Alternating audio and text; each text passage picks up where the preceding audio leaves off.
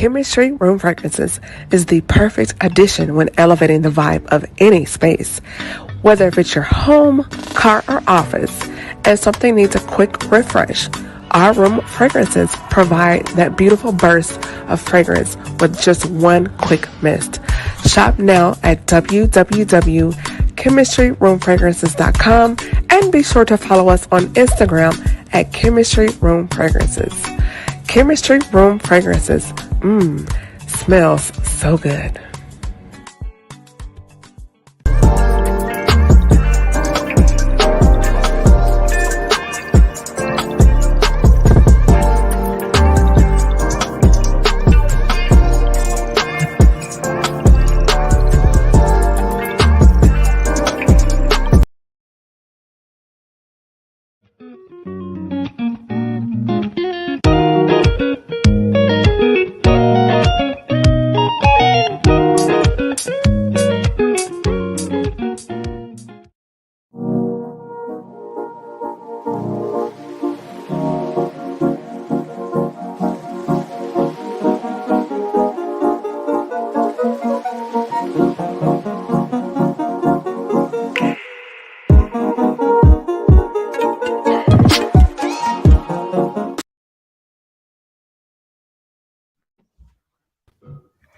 Hey everybody, what's up? It's your girl Camille as the host of the Speaker Podcast. This is the podcast where innovators and creators connect. Be sure to hit that notification bell and subscribe. And check me out right now. I'm on Instagram at camille.essick. And also go to my merch at chemistryroomfragrances.com. Also, we're on Instagram, and Good Black Men Still Exist because what? They are not bad. We have new merch available. Spring is here. So if you missed, we did have the spring sale on our sweatshirts and hoodies and long sleeve t-shirts, but we have t-shirts now available for spring in various colors for men and ladies. They are unisex. So you can go right now and use that coupon code GBM15. That way you can save 15% at the checkout. With that being said, tonight we have a special guest coming in. His name is Tim Massaquoi. He is a clinical director for the Lipido group. So we're going to have Tim to welcome. First of all, welcome and thank you for the coming to the show. And just introduce yourself and let the viewers and listeners know who you are and a little bit about what you do. Yeah, Camille, first of all, thank you for having me on this evening. I appreciate it. My name is Tim Massaquoi. I'm the clinical director at the Lipido group. The Lipido group is a Black-owned mental health and diversity, equity, inclusion organization.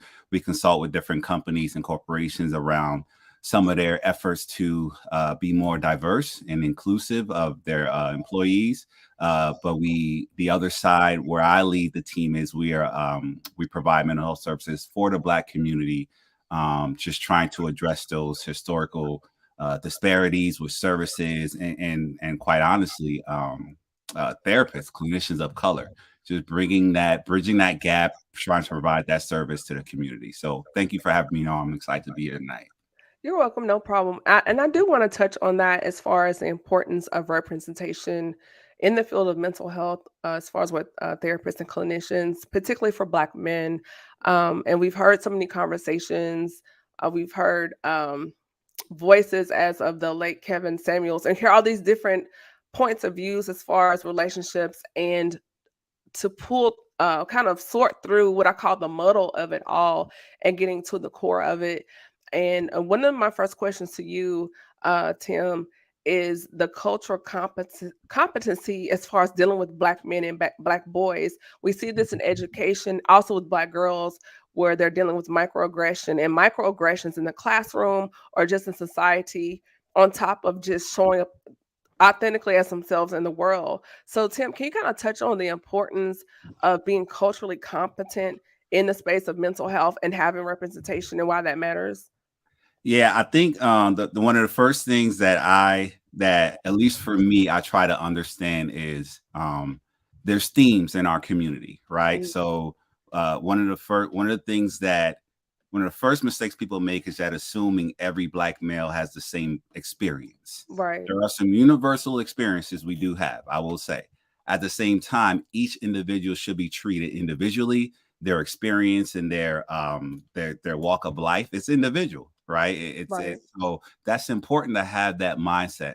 Now, when you go from there, you understand that there are universal experiences we have. Like, there could be a potential for trauma, could be a potential for an individual who experienced racism, right? Could Mhm. be, there's all these other, there's like kind of these general things that happen in society. At Mhm. the same time, that individual still has an individual experience, still has an individual story. And I think that's the one thing we have to do, is not go in assuming, but Mhm. understanding that if something does occur, or if a general thing has happened to a black male, like a black male who's experienced racism, or a black male who grew up in a single family home, yeah, Right. it happens, right? But not everybody has that experience, Right. because once you go in with that mindset of here's what it is, and you don't have that connection, then that's your first error, right? And that's why Mhm. we're very guarded, right? Because people make assumptions and they just don't know. And that, Right. as a therapist, that's one of the first things you can do to disrupt your therapeutic alliance. So I think the competencies are respecting the individual story, and having the mindset and understanding that some themes and things might come up as you're working with black men of color. Okay. And then also tapping into that as far as starting with little boys and the realm of allowing them to communicate and express their emotions, because culturally, ex- from external culture, when a black boy expresses himself, he's labeled as aggressive. Hmm. And he has these stigmas on him when that's not the case. It's almost like you're demonizing or um, putting negative connotations on our little boys and our little girls, when if you don't understand him from a cultural standpoint, that if he's upset, oh, he's aggressive, when that's not the case. He's a little boy and he's sad, or he's unhappy. But other Hmm. children can express their unhappiness and they don't get that same label. So can you kind of break that Hmm. down a little bit more, Tim? Yeah, so there's two things that I think is important. One is if you an aggressive response is it comes from a protective factor, right? So Mhm, an aggressive response to any human being, and I think that's important. In any human being, we mhm. all have protective factors. I think Yeah. that's the one mistake I would say other people make, and the one mistake we make. There's a multitude of emotions, right?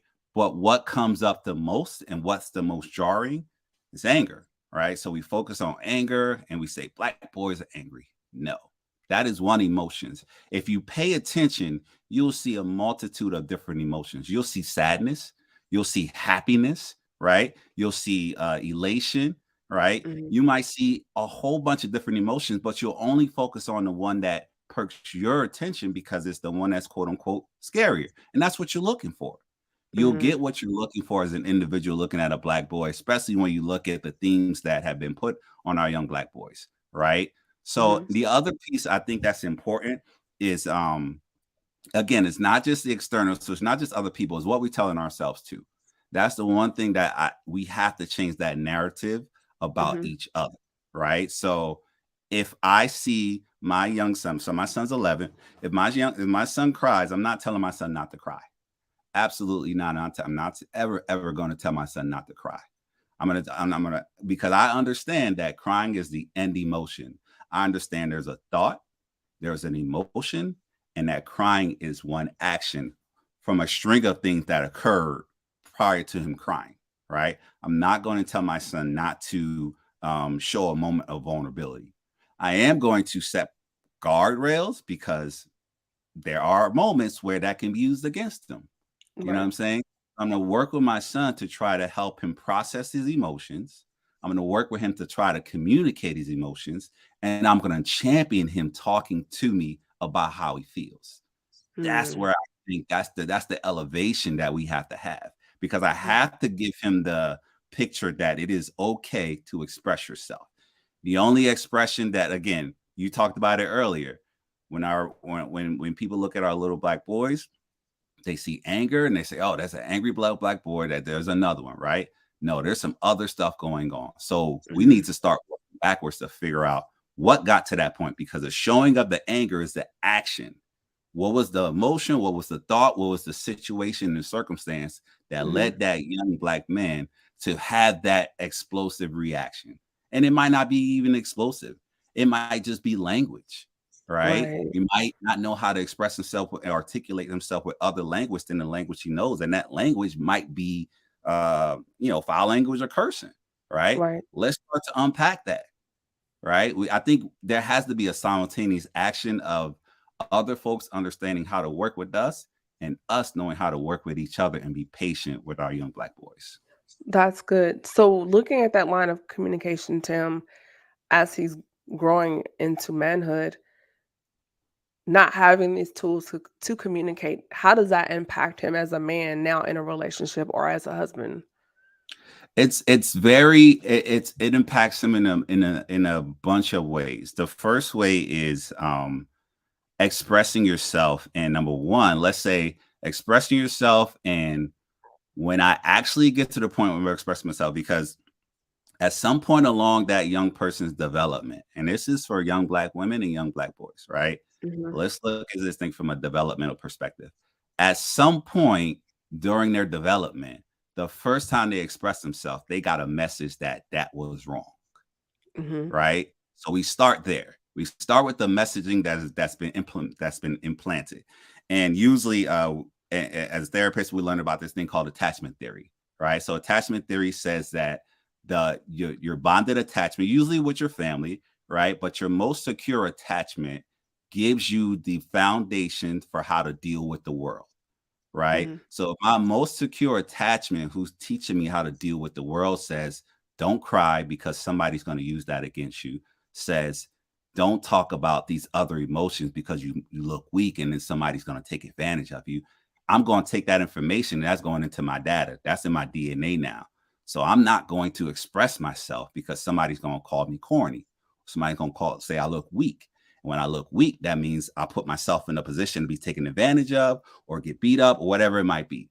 So now I got this messaging that says I have to keep my emotions, my feelings guarded because somebody's going to take advantage of me or somebody's going to hurt me because I look weak.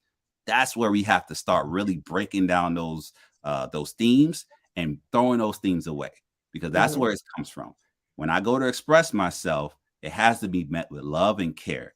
And it's up to us to be meeting our kids with that love and care and that support. That's really good. I just look at so many different things in labels. We hear terms like toxic masculinity and hyper masculinity. And I've been listening to this conversation about Michael B. Jordan and Jonathan Majors with their photo shoot. And it's like, darn if you do, darn if you don't. You want this black man to show emotion, to be more sensitive, but still be masculine. But if he does that, now his orientation is attacked. Yeah. So why is it for black men, you either want this hyper masculine, super macho, roughneck type of man, but then when he expresses himself, then he gets labeled like Russell Wilson or simp. Like why can't he be a man and still express friendship and express emotion, but it has nothing to do with his orientation? If I could take my own experience and my the way I've seen the world, I think it's all about our heroes. I think Mhm. it comes down to our heroes and who and what we champion.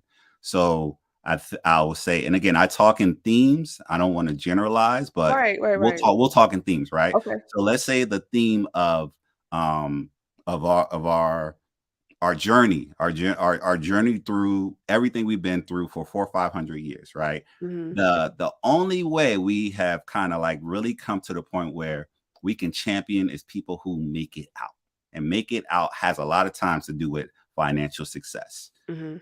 The ways that I would say maybe the last 30 years, the way we've kind of seen financial success is, either entertainment or this other thing, right? The kind of Or the main thing, street life, yeah. right?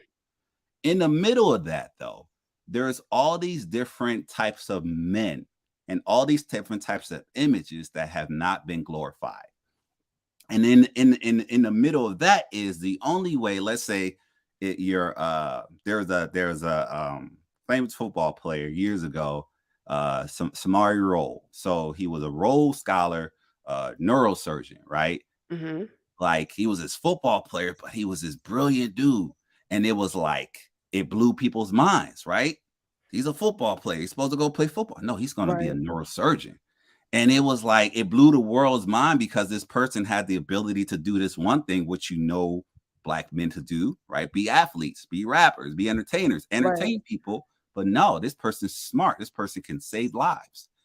He was elevated for a moment in time. But what has won out?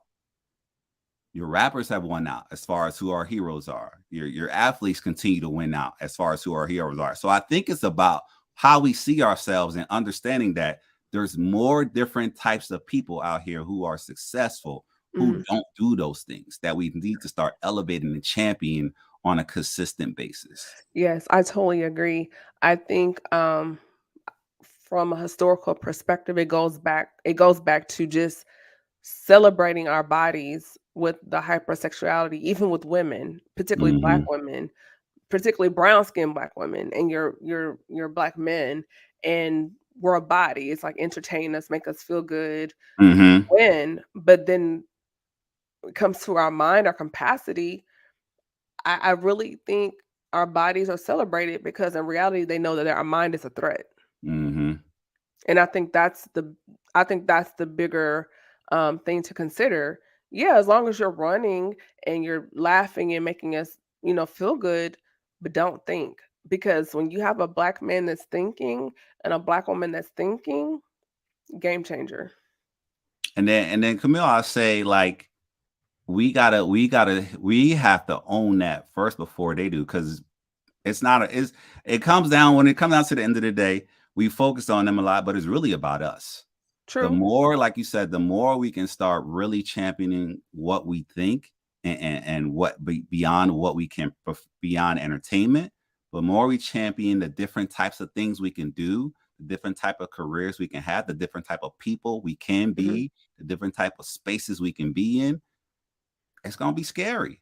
It's gonna be Yeah. scary, but we have to start expanding what it looks like to be a black man or a black woman in this country, right? It doesn't just have to be the CEO. That if you're not the rapper or not the athlete, it doesn't have to just Right. be the CEO, but there's multiple levels. There's so many Yes. layers and so many spaces that we could and we do exist in that we don't recognize and we don't champion enough.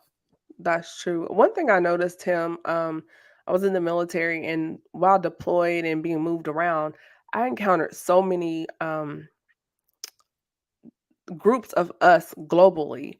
And Hmm. one thing I noticed when it came to entertainment and sports, it's pushed here. When I encounter black people from the Caribbean or Africa, their families push STEM.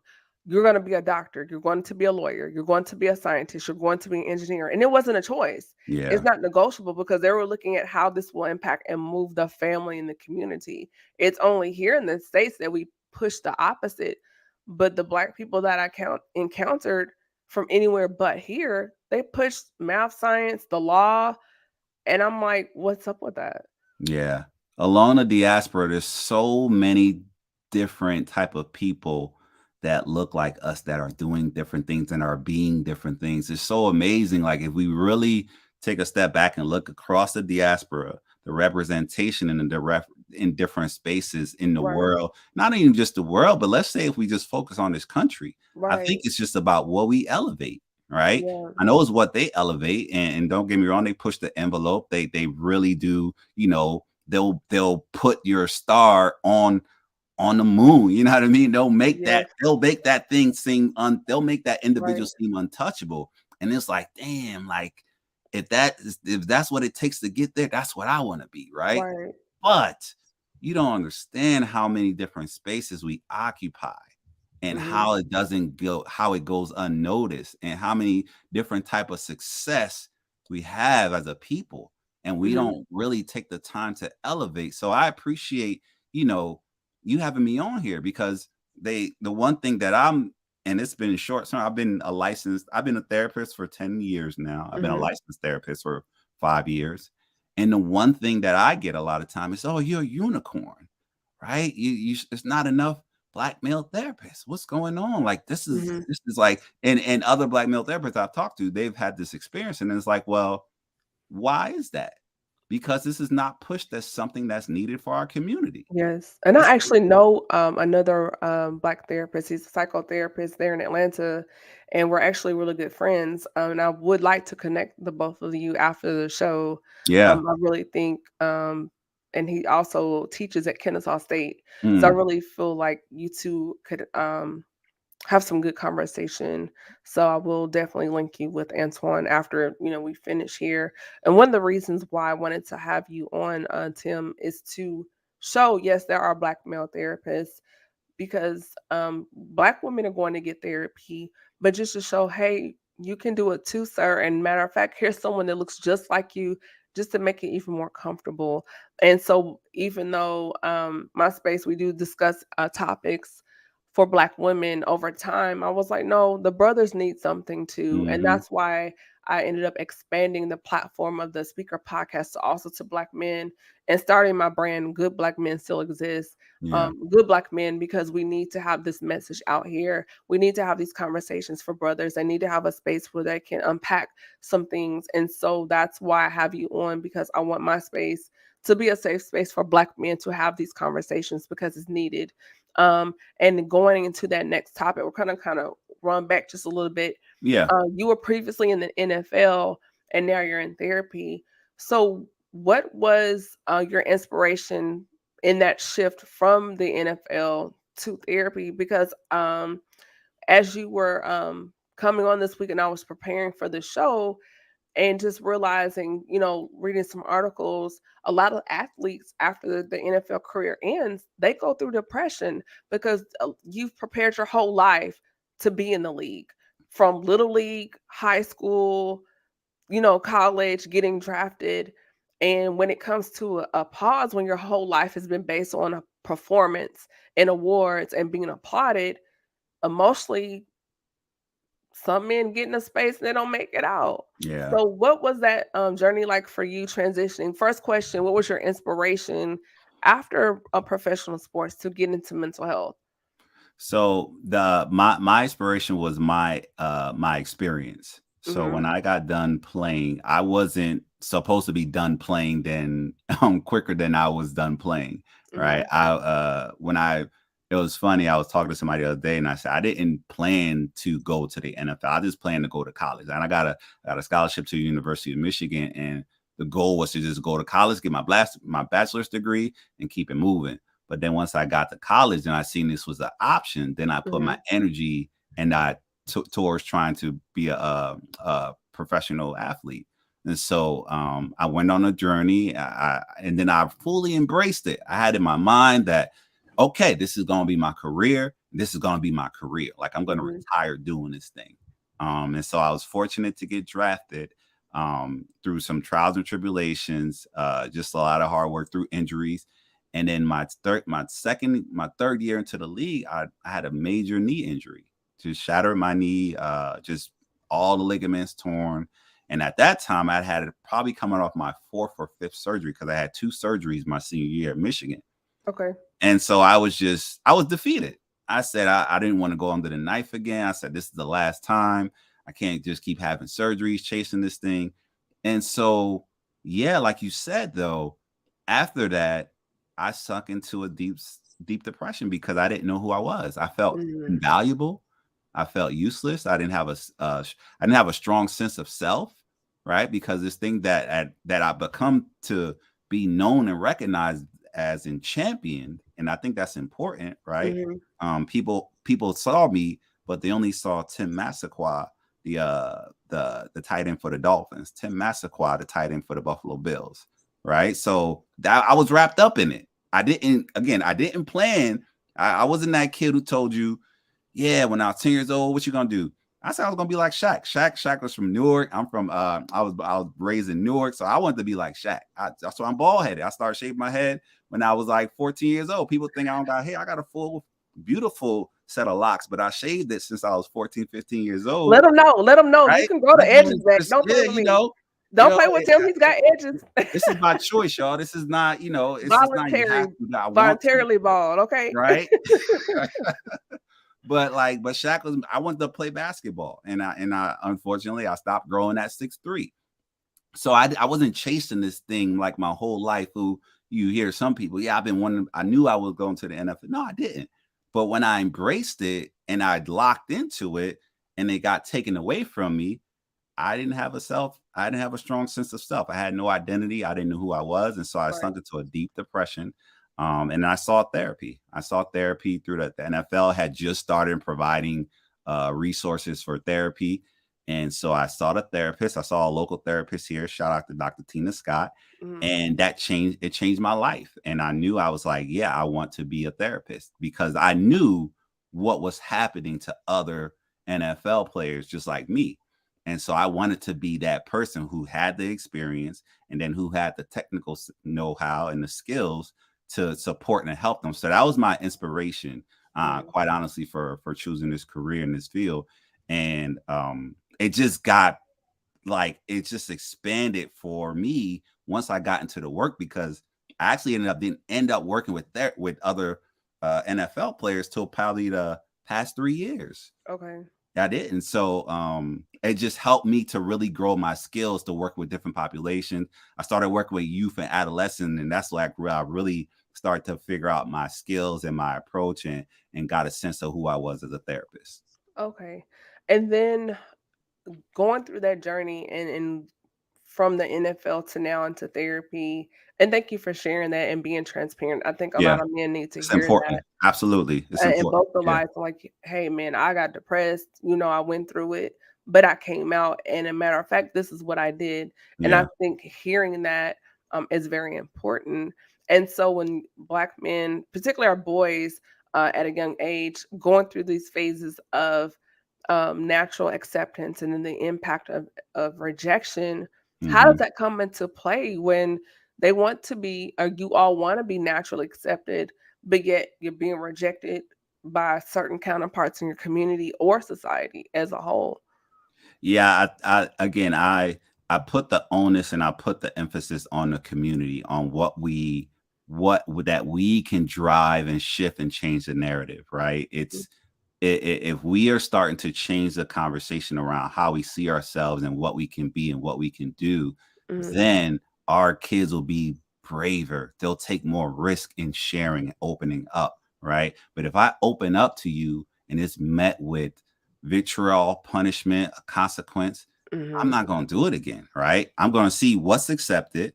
It being hard, it being kind of like really like hardcore, it being this certain kind of aggressive way is accepted. I'm going to do that because right, a lot of times we're in survival mode, right? It's only for me. It's interesting. It's only for me, and I see that now. I'm not on social a lot, but I see a lot of people dropping knowledge and things like yeah, that. And the one thing I'll see with them is you can only do that now because you're not surviving, you're living, right? mm, You're out of survival mode, so you're able to reflect and drop that wisdom. right, Right? But when you're in survival mode, you're in survival mode. You're doing what you have to do to survive. right, In the survival mode is it could be your home, it could be your neighborhood, it could be your job, whatever it might be. So how can we now take survival mode out of these spaces? Don't get me wrong. There's a lot of spaces, again, themes, poverty, racism, all those things are there, right? mhm, At the same time, we can still start living and showing our kids how to live at a younger age, so they don't have to take on that persona, or they don't have to feel like they have to take on that persona to live or to be accepted. Because that's the other thing. What are we accepting? What's mhm, okay? You know what I'm saying? So as we can start changing that narrative, our kids will take more risk and start to open up, and you'll see a different thing. You'll see a different kid. You truly will. You see kids talking about their feeling more, kids having a conversation, as opposed to we're having a disagreement, so we got to fight. right, Right. I'm in Philly, and that's what our young kids. I used to run a youth shelter, and when kids got into conflict, it had to be a fight. And if it wasn't a fight, it wasn't okay until there was a fight. And so when mhm, we try to teach them mediation, how to talk through things, it just felt so foreign and difficult. And it was like, yeah, no, we gotta fight. What's that about? right. Right? Right. Um, I listen to people like Jane Barnett and Jason Wilson, and what Yeah. I love about Mr. Jason Wilson is that, him having the studio, the dojo, and Yeah. allowing the young boys to work it out on the mat, and they have these moments. And even times he's had the fathers come on. Yeah. And like you said, it's manifesting in physical aggression, but then getting to the root of why is that. And he says a lot of times the little boy is upset, he's frustrated, or he feels embarrassed or Mm-hmm. hurt. So now we have this vibrato. And we also see this in adult men where a lot of machismo, hyper masculinity, a lot of, that extra energy. And it's, to me, and I know a lot of women, we talk about it behind closed doors, it's like you're masking something else. And you may not think we can see it, but we can see it. And Yeah. it's like, what are you really covering up? And a lot of times, insecurity, low self-esteem. And so going into this next talking point is now you're dealing with the success and anxiety for Black men and exhaustive performance, because now you're overperforming, overachieving. And there's nothing wrong with wanting to be the best, but then there's a line where it becomes dangerous because you're using it to cope, cover up, and not deal with the core issue. And Mm-hmm. now you're going back into this exhaustive performance mentality to compensate for other areas where you don't feel validated or seen.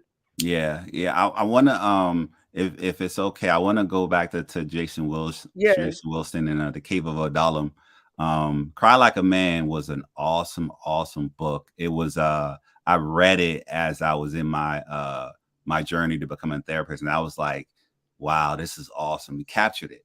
If you read that book, you see the setup from the start, right? Mhm. He does a great job of explaining the images, the themes. He does a great job of explaining the framework for some how some men grow up and how they see the Mhm. world. Right? That framework is important. The lens you see the world in, that's the lens you move in. Especially again when you talk about Camille, safety. A lot of these things that we're talking about, like when you see that toxic masculinity, these things are all protective factors. Something's going on inside that I gotta protect, because if anybody gets to it, I'm done. Right? If anybody gets to know that I'm not sure of who I am, I'm not sure of what I'm supposed to be doing in this world, I'm done, because people will take advantage of it and people will make fun of that. Like Mhm. I was just as we were preparing for the show and thinking about the topic, I think about the Jordan Maine Mhm. what's it The crime meme, Garden crime Jordan, me Michael yeah. Jordan is the most um competitive, most known athlete in the world, but he has Labeled a as the GOAT, you know? right, but he has a meme of crying when he shared an emotional moment. People have immortalized this image of him. What is that about?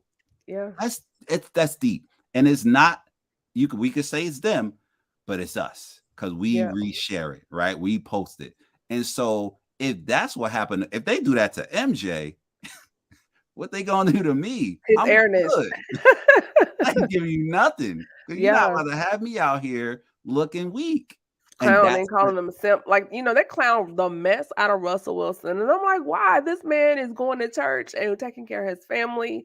I'm like, what is simple about that? I don't yeah. understand. Yeah. So, but the narrative though, who's driving the narrative? I could blame them, No, but it's I'm not going. even, they're not even on the table at this They're not point. I'm looking at this from an exactly. internal thing. Like, why are we doing this? Why are we I don't see other cultures doing that. When you see other communities, oh, they're so sensitive and oh, he's such the nice guy.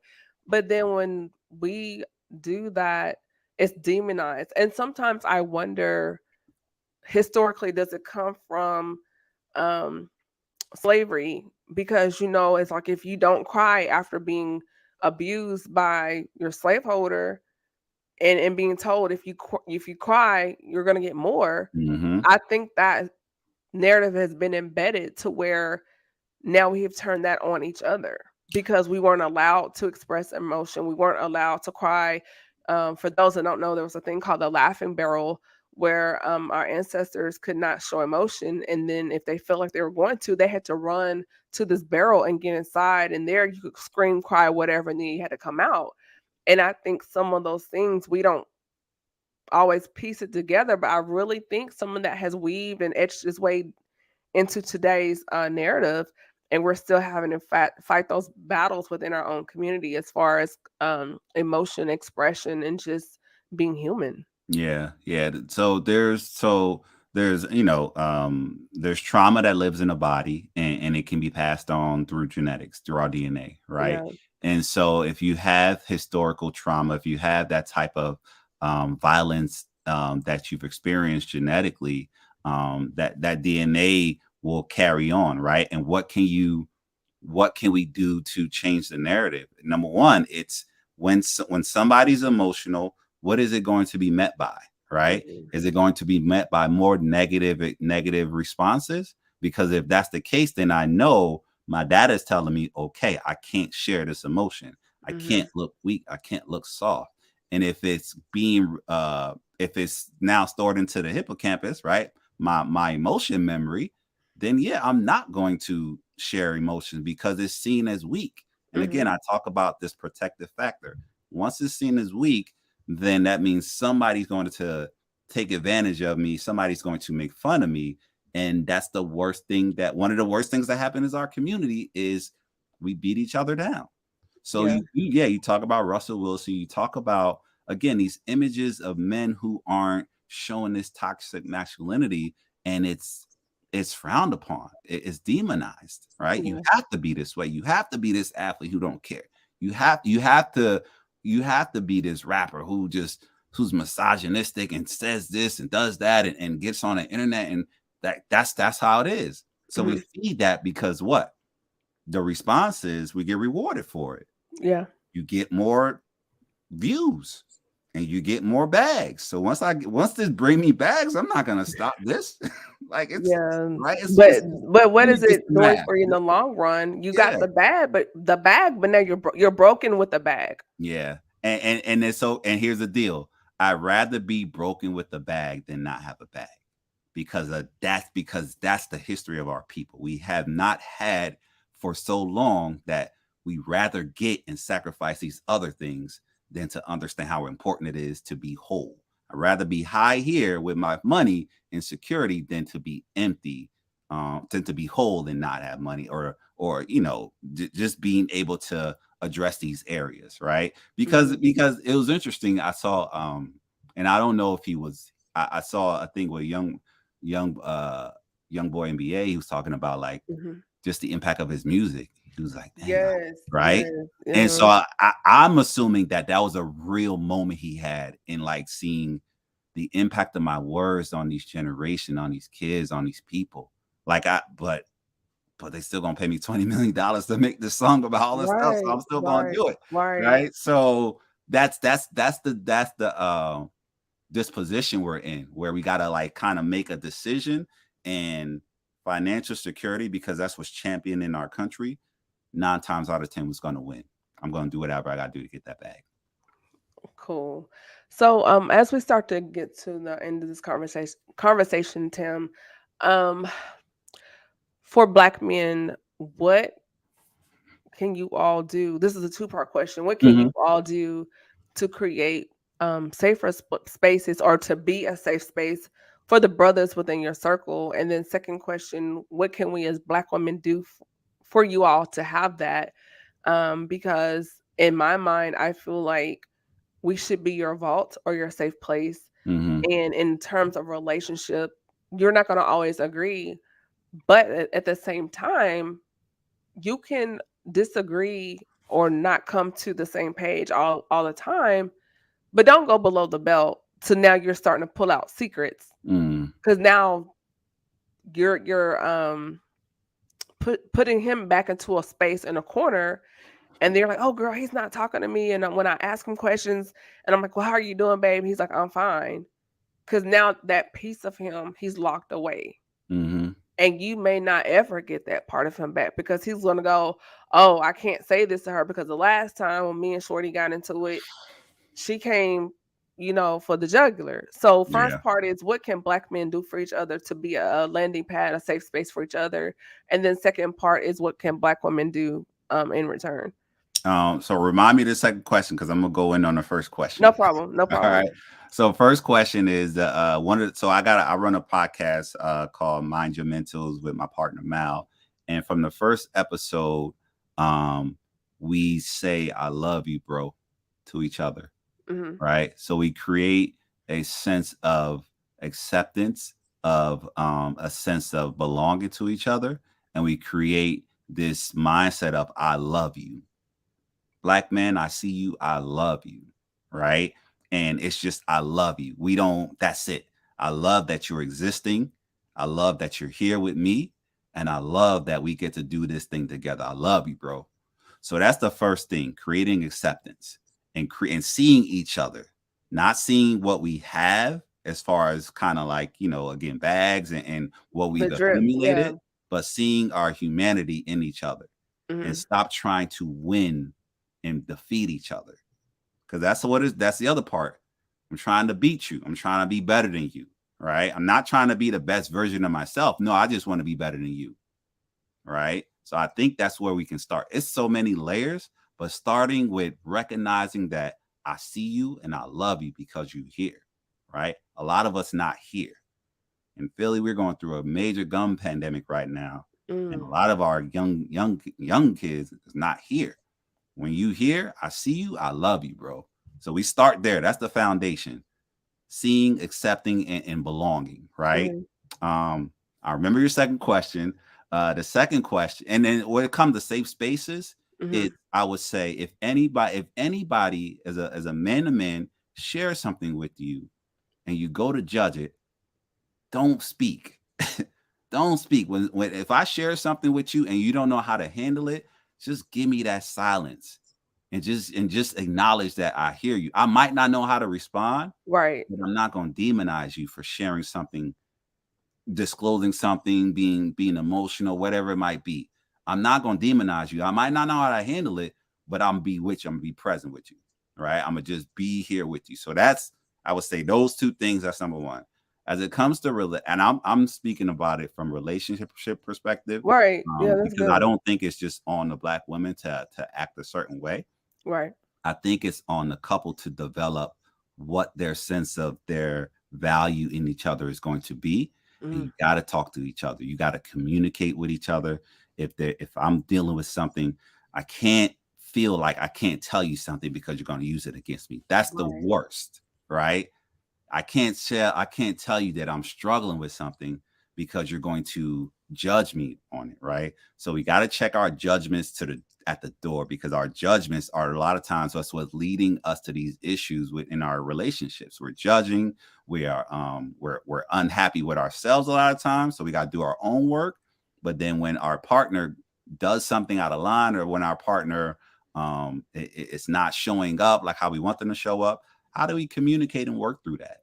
That communication piece is huge. So before you go into a relationship, I won't say not just before you go, but as you're engaged in a relationship, you got to have real conversations with each other That's about good. where you are in your life, about your fears, about your desires, of course, but about just your humanity. Like, I need to be able to see my partner's humanity, because when I see your humanity, I see that you're not always going to be high. You might be low sometimes. There's different things that impact you. And I'm paying attention and I'm collecting that data because I want to know how to support you. And it's reciprocal. It's That's got to be good. reciprocal. It's not just on a black woman to be this certain way. And black man, you have to do work too. You got to pay Right. attention to your partner, right? Right. And if that's not what you want, got to be honest. We got to That's stop good. stop tricking each other, right? That's good, because I hear a lot of men saying the S word, submit, submit, but it's like, do you really understand what needs to take place for a woman to submit to you? Hmm. As far as safety, it's not a dogmatic or I'm the doormat and you just do what I say.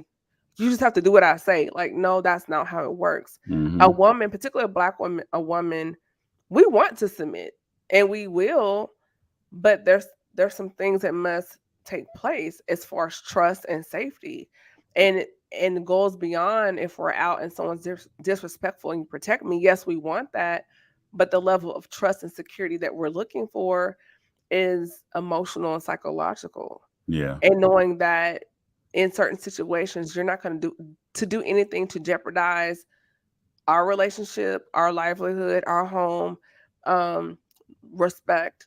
There's like a whole circle that goes around that. And when she feels like, hey, I can trust you, and just even in how you walk as a man and being a man of character and integrity, because we're observing how you move. Like, are you lying on your taxes? Are you scamming on the side on social media to try to build your brand?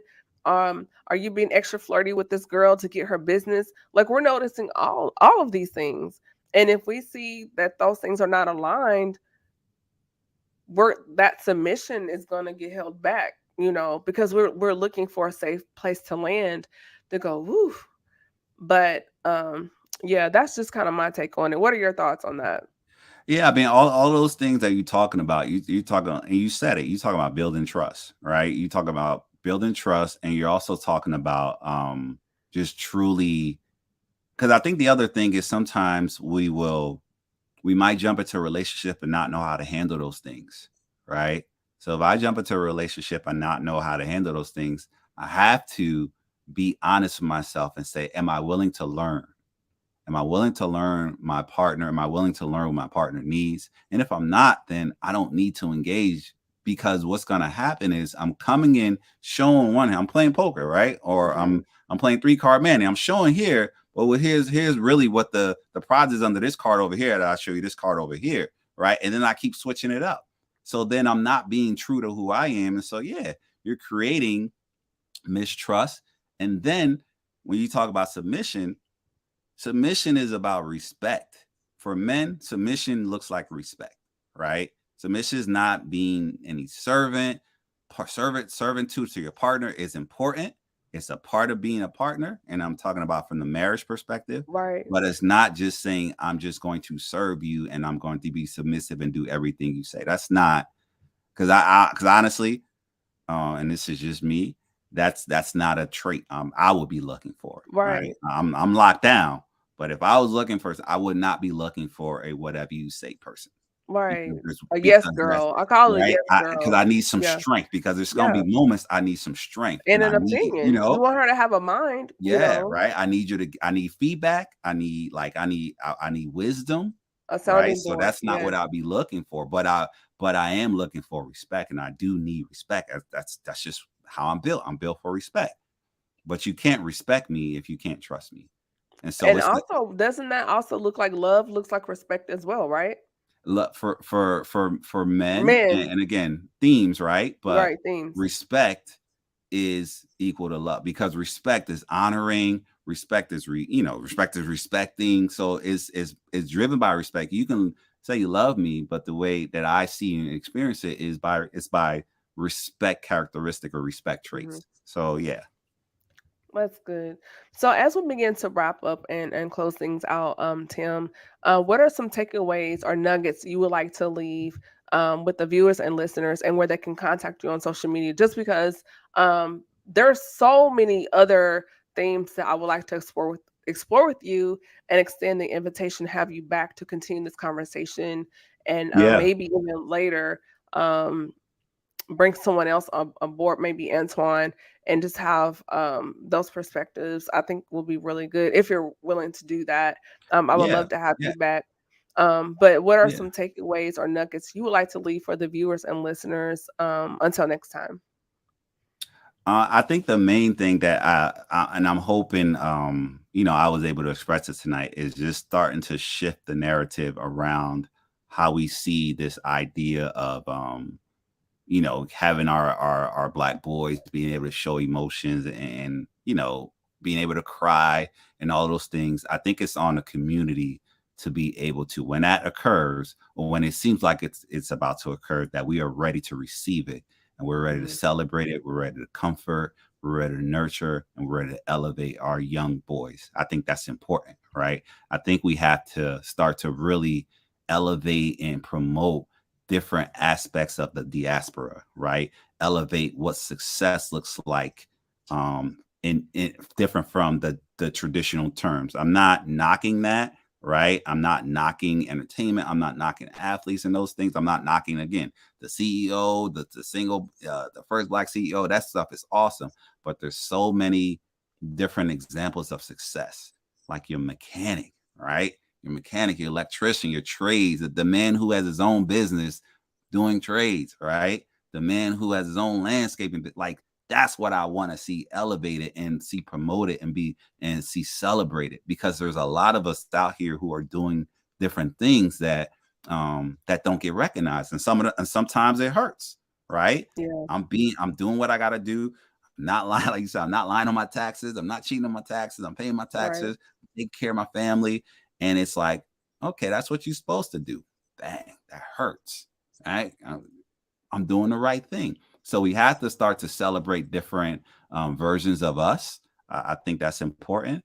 And then just lastly, just we got to start really loving ourselves. We got to Mm-hmm. really start loving ourselves. And if there's insecurities, understanding that we are here, we are exactly what we're supposed to be. Even if we're not, we can add to it, we can change, we can shift, but we're exactly what God wants us to be. And he's intentional about what he did. Right. Each Yeah. of us, he's very intentional about what he was doing. So there's nothing missing. Right. If there's something we want to elevate, we want to add, we can do that. But we're exactly what we're here to be and to do. So if I could leave those thoughts with the viewers or the listeners, I think I will hope those are seeds. Catch you can catch. I'm so Camille. Social is not my deal. I'm not on the social like that. I But know. you When I can was get, trying to I was like, yeah, where I'm is not. this It's a protective factor because I was heavy on it back in 2014, and I had some nasty experiences with this is a sidebar, but like a lot of people that I thought were like really awesome, amazing people during Obama's second election. I saw a lot of nastiness from people, and it just turned me off of social media. So I got off all But social you media. can't throw I all of us got away.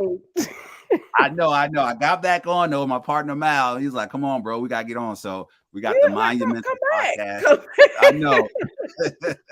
Mind Your Mentals podcast. Where we're on there, we talk about mental health in the Black community. That's what we're talking about. Okay.